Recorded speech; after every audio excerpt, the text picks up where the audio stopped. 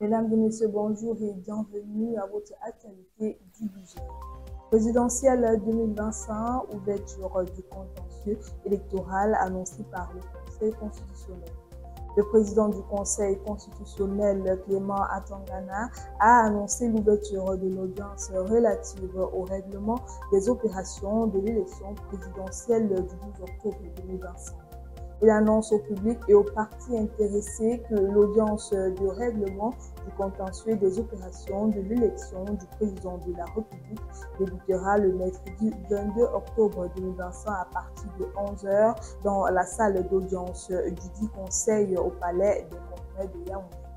Cette audience constitue une étape essentielle du processus post-électoral permettant aux candidats et partis politiques de présenter leurs réclamations et recours avant la proclamation officielle des résultats.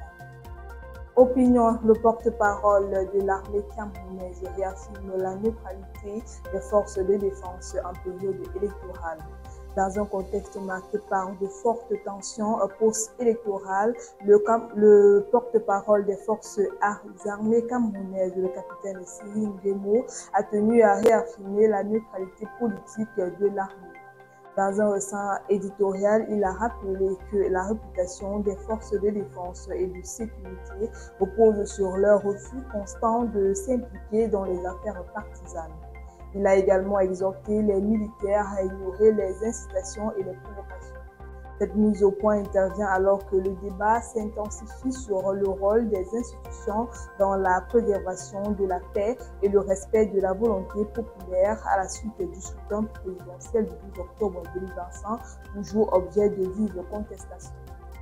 La RDC et le Rwanda se retrouvent à Washington pour une conférence. Les délégations de la RDC et du Rwanda se réunissent les 21 et 22 octobre à Washington pour une troisième session du mécanisme conjoint de coordination de la sécurité. Avec pour objectif de faire avancer l'accord de paix, c'est une rencontre qui pourrait marquer un tournant dans le processus de paix entre Kinshasa et Kigali. Les partis se sont retrouvés pour la dernière fois dans ce cadre le 17 et 18 septembre et avaient alors décidé d'actionner le concept des opérations à partir du 1er octobre. Il s'agit d'un texte qui se penche sur l'opérationnel et qui prévoit les différentes étapes d'une opération militaire, marquant ainsi le début de la lutte contre les forces démocratiques de libération du Rwanda. Historique, le Maroc écrit une nouvelle page de football mondial. Le Maroc s'impose 2-0 face à l'Argentine et remporte la Coupe du monde U20 de la FIFA 2025. Une première dans l'histoire du football marocain et une immense fierté pour l'Afrique entière. Les espoirs récents du Maroc en chiffres, champion du monde U20 en 2025, champion d'Afrique U17 en 2025, médaille de bronze aux Jeux olympiques, champion d'Afrique U23 en 2023, demi-finaliste de la Coupe du monde 2022.